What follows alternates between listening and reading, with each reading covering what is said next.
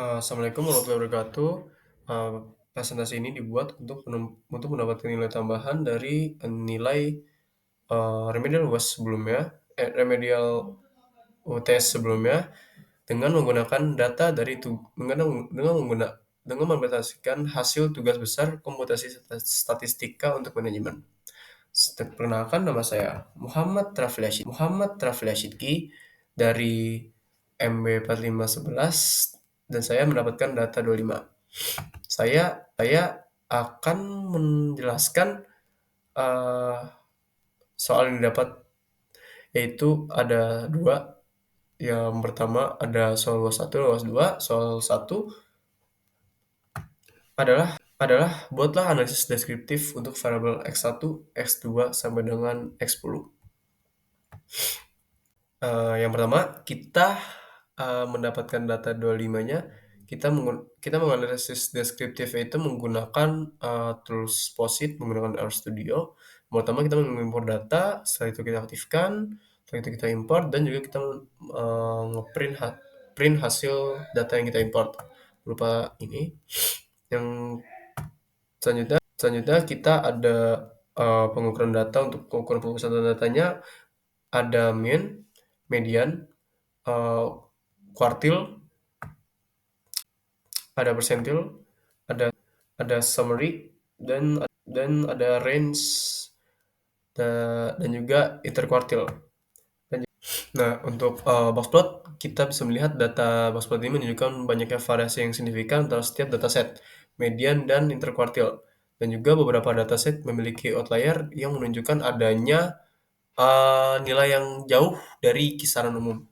Distribusi data pada box plot ini juga tampaknya bisa dikatakan simetris ya. Sementara yang lain juga menunjukkan kemungkinan adanya skewness atau distribusi yang miring. Setelah itu kita ada eh, metode pengurusan data yang ada varian, ada standar deviasi. Habis itu kita masuk ke histogram. Nah, untuk histogram yang ini, jika kita ingin mengetahui histogram yang terbaik di antara banyaknya variabel ini, eh, itu tergantung apa yang kita menilai. Jika kita mencari normalitas dalam distribusi data, mungkin bisa dibilang histogram yang warna abu-abu ini, yaitu yang persen penilaian A, mungkin dikatakan terbaik, dikarenakan bentuk kurvanya itu berbentuk lonceng, menunjukkan tandanya itu distribusi normal. Dan ini juga berguna untuk analisis statistik di mana asumsi distribusi normal itu diperlukan.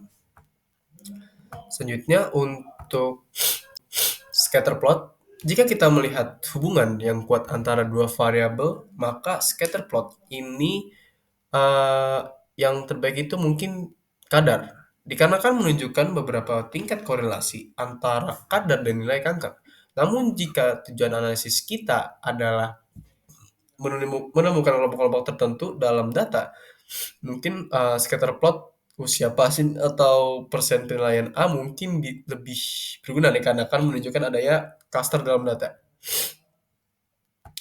Eh, Kesimpulan yang dapat diambil ialah dataset yang berkaitan dengan insiden kanker menunjukkan banyaknya variasi signifikan dalam hal ukuran statistik seperti mean, median, kuartil, persentil, range, interkuartil, dan juga kalau kita lihat lebih lanjut, memang adanya variabilitas yang tinggi dalam data menandakan adanya tipe data yang sumber yang beragam. Dan juga distribusi data dalam beberapa box plot itu menunjukkan beberapa simetri, sementara yang lain menunjukkan kemiringan, yang tadi ditunjukkan menandakan adanya outlier dari jauh dari rentang yang umum. Eh, dan juga dalam hal distribusi, histogram menampilkan berbagai bentuk distribusi seperti unimodal, bimodal, miring, seragam, yang tandanya itu mengelompokkan data atau pola yang berbeda. Dan untuk scatter plot menunjukkan beberapa hubungan yang bervariasi antara beberapa variabel, dengan beberapa menunjukkan korelasi atau klaster potensial, dan yang lain tidak menunjukkan pola yang jelas. Kita lanjut ke soal 2, yaitu untuk variabel Y 0 adalah jinak, 1 adalah ganas. Buatlah model persamaan pengaruh X1 sampai dengan X10 terhadap kejadian kanker. Buatlah model yang terbaik. Di sini kita menggunakan data 25, kita melakukan seperti yang di awal, kita install package, kita import datanya, habis itu kita print, datanya berhasilan segini.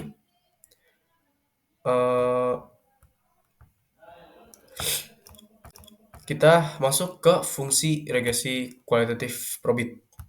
Nah, untuk fungsi kualitatif probit itu kita untuk mendapatkan data-datanya, kita harus menginput prompt summary fungsi regresi probit yang sudah dilakukan sebelumnya, yaitu dengan galian formula, dependent-nya, terus itu kita masukkan beberapa variabel yang dibutuhkan, dan juga adanya variabel yang dummy. Kita masukkan prompt-nya itu vector dengan terkurung nama variabelnya dari variabel dummy itu sampai sekitaran. Kita mendapatkan data. Estimasi intercept itu adalah 4.04 E plus 00, dan dengan standar error itu 3.979 E plus 00, dengan Z value-nya itu 1,016, dengan P value-nya itu 0,30. Setelah itu kita lakukan uji goodness of fit model probit dengan Hosmer and Lemeshow test. Kita masukkan prompt-nya dan menghasilkan data dari probit dari fungsi regresi probitnya ini. X square itu 13. Nah, deviance value DF-nya itu adalah 8 dan P value-nya itu 0,1075.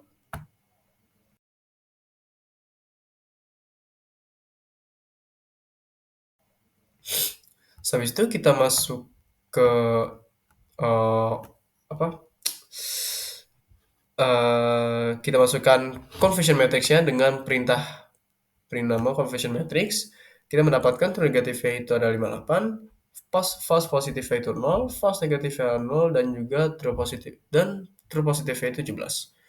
Dengan kita masukkan Dengan kita ingin mengetahui akurasi probitnya, kita masukkan prompt seperti di layar, kita mendapatkan 1. Nah, untuk regresi qualitative logitnya itu, kita print fungsi regresi logitnya, kita mendapatkan data bahwa intercept-nya itu dari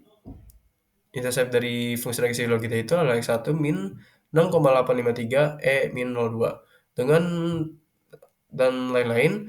Habis itu kita mendapatkan degrees of freedom-nya itu 74, dan dengan 62 residual dengan residual null-nya itu 62 dan deviance-nya itu 94,03.